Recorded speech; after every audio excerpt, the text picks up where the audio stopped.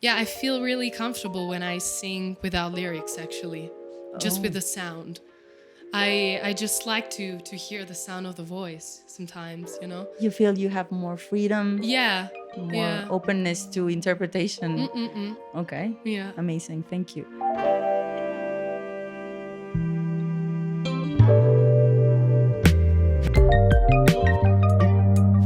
Bienvenidos a Colegio MAP, a una siguiente entrevista con todos nuestros invitados que hemos tenido desde hace ya un tiempo. El día de hoy me toca entrevistar a una cantante italiana. Ella es Giuditta Franco. Es una cantante, compositora y performer italiana formada en la Siena Jazz University, que es una de las mejores universidades de música, en especial jazz, por allá en Italia. Así que estamos muy felices de tenerla por aquí en Colegio MAP. Nos va a dar una masterclass sobre improvisación, que es uno de sus temas centrales. Y ahora me toca a mí hacerle algunas preguntas para todos ustedes que nos escuchan. Si quieren ver la masterclass, va a ser un complemento perfecto, y si no, solamente para conocer un poquito más sobre ella, por supuesto, pero también sobre improvisación vocal y la libertad de poder expresarse de esa manera musicalmente. Así que vamos a empezar. Esta entrevista va a ser en inglés. Welcome, Giuditta. How are you? Thank you. I'm good. Thank you. How are you? Great as well. Thanks for having me. No, It's thank you super for nice coming. here. Thank you for coming. We're going to start with the questions, if that's okay. Okay, so the first one, you began your musical studies in classical music, right? Especially in piano. So I would like to know, from your beginnings in classical piano to your training in jazz vocals at Siena Jazz, how has your artistic approach evolved? And which elements of your classical background still influence your actual interpretation of jazz? Okay. Well, yeah, I started to study classical piano when I was 8. So I studied for like 10 years or more since I went to high school, because I did a musical high school in Italy. So then I switched to jazz around the same age when I was in high school, because I went to the Berkeley program in Umbria Jazz in Italy. So I was really excited about this program, and I decided to also study this new approach for me. But yeah, since I went more deeper into jazz, I think that the thing that changed the most was my approach to composition. Because when I was studying piano, I used to just to play, you know, the songs or the charts of classical music. For example, Chopin. You know, you just play what you read. Yeah. And when I started to sing jazz, it was kind of the same thing. When you learn a song, you have to read somehow, but then there's also a space when you can improvise, when you can give something that is not in the paper, you know, something that comes from you and from your identity. And so maybe that's the thing that changed the most between the two approaches. And I think that from the classical music, you know, my grandma is a soprano singer and my father is a flute player. So I've always been listening to classical music, like always. So I can say that when I compose, I still have this, you know, lyrical melodies in mind, harmonies. So I think that it all comes from listening to a lot of classical music, you know, basically Chopin, as I said before, or Rachmaninoff, all those kind of composers, classical composers that I used to study a lot when I was just a kid. Okay. But you know, all those things somehow reflects in your path, in your future as well. They're all little influences that creates you, you know. Sure, I understand. Okay. Now you are completely on the other side. Like usually people consider classical one extreme and jazz the opposite extreme. Shouldn't be like that, but it's often thought about it that way. But now you are exploring improvisation in all your musical being. Me as a singer, I am a big supporter of vocal exploration for improvisation. not only scat, not only melodic or rhythmic improvisation, but I think the voice is such a complete instrument that you can use it in so many ways that sometimes people just don't think about it. I would like you to tell us how you practice for improvisation, for improvising, and how do you approach free improvisation when you have so many options to choose from? Okay, so for me, a very good way to study this approach is to play with the other people. I think that's the most important thing, because I almost never study free improvisation when I am alone at home. For example, when I study technique, I don't usually practice that when I am alone. But I prefer to practice when I am with other people. For example, as I said in the masterclass, I think that it's really interesting when you perform with instruments that are not the usual that you perform with. For example, as a jazz singer, I'm used to play with with a quartet or with a trio, with a piano. But it's nice to, as I said in a masterclass, maybe to practice with with the drums, or with a saxophone in duo, for example, with all those kind of instruments that can give you some inputs and some timbrical inputs. I think that can really be a nice thing, that you hear those kind of things that they do, and then you try to do it, but in your own way. I think it's a nice thing to emulate. I think it can be also useful when you research your own sound. You were talking about the evocation of concepts that have nothing to do with music, like you were telling us water, birds, something like that. That's also a resource you use frequently. Yeah, I also, when I'm playing with other people, but also when you are singing alone, I think that it really helps to have in mind some images, some inputs that you can explore with your voice, and then you can express.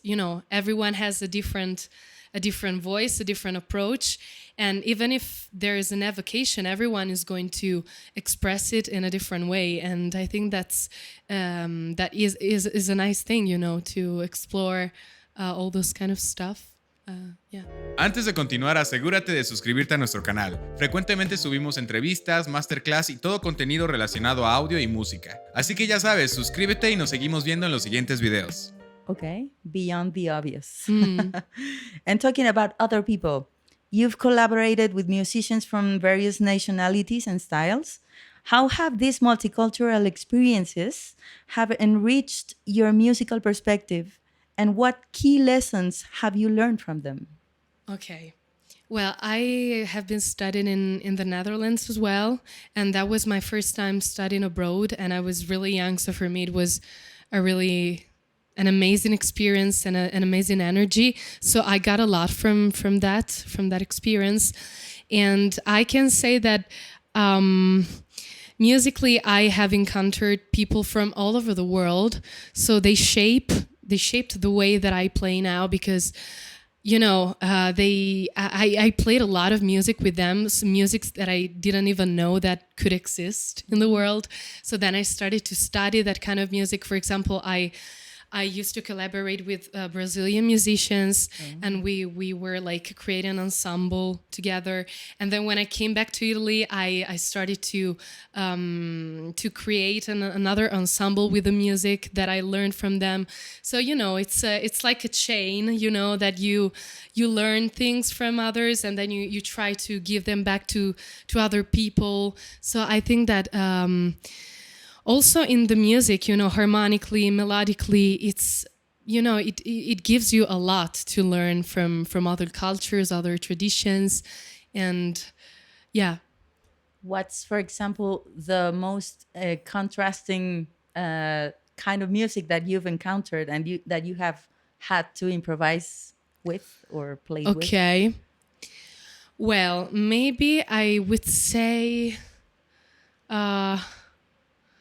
maybe that was a moment when we were studying the Bulgarian choirs. I don't know if you ever heard about it, which are like I don't think so. really weird and incredible voices that sing together like rhythmically. They're really like crazy, and we were in the Netherlands. We had to like kind of improvise and to sing on that, which for us as a Western musical tradition is really almost impossible to handle, because the rhythmic is really different, and also the timbre, the sounds. It's crazy. So maybe that was the craziest thing that I have done, probably. How did it go? Yeah, it was weird but good, Great, amazing. I'm gonna listen. Bulgarian choirs? Yes. Okay. I don't know anything about it, so Yeah. I'm curious now. Okay, and well, you have improvised a lot. You have made music with a lot of different cultures and a lot of different people. So after developing yourself in all these experiences, improvisation and cultural expansion, I don't know how to say it, how has your own performance changed?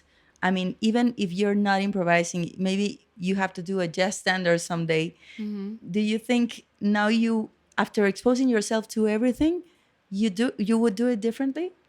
Yeah, I'm definitely more conscious of what I am doing. Okay. And one thing that I have learned is to pay attention in every detail, every single word that I am singing.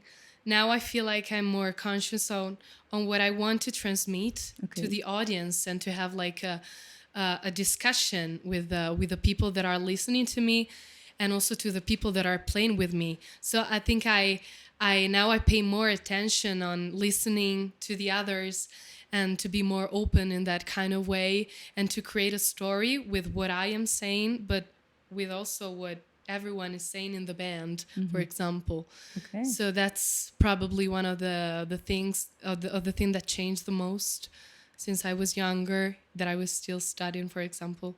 Well, I am still studying, but Okay. but yeah, maybe that's one of the most important things. And also the storytelling. It's so important when you sing that you're just telling a story. So I think that I'm giving more importance to that as well. To words. Okay. And to melody. Yeah, I was gonna ask about it. What other resources, apart from the lyrics, which is like what we would consider the obvious when you are storytelling, apart from the lyrics, what resources do you use to enhance the storytelling experience? Well, I actually think that the voice has a sound, and that can tell a story even without lyrics, I think that every instrument has a sound, so also the voice has a sound in its own way. And it's even more beautiful because everyone has a different sound. So it's even a more personal thing in a way.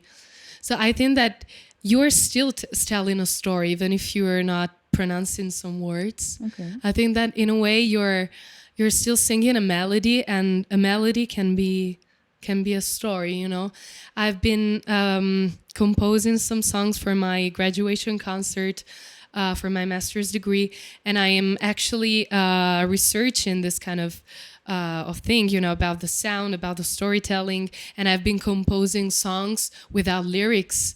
And for example, writing the same lyrics and playing it with the trumpet or with the saxophone. And so I think that it's almost the same thing. It's just a story that it's going on in a different way, I think that maybe it's another connection with your classical past. No? Yeah, for sure. Definitely, yes. Interesting. Yeah. Okay. Yeah, I feel really comfortable when I sing without lyrics, actually, just with the sound. I just like to hear the sound of the voice sometimes, You feel you have more freedom. Yeah. More openness to interpretation. Okay. Yeah. Amazing. Thank you. And for our last question, I was very interested listening to you down there. you were telling all the students about their Mexican identity, how they could draw from it to build their own identity as musicians. Well, you are Italian, of course. You've known a lot of musicians that certainly have their own identity. But I would love to know your perspective. When do you know you have developed an identity as a musician? In what moment do you wake up and say, I have an identity? Okay.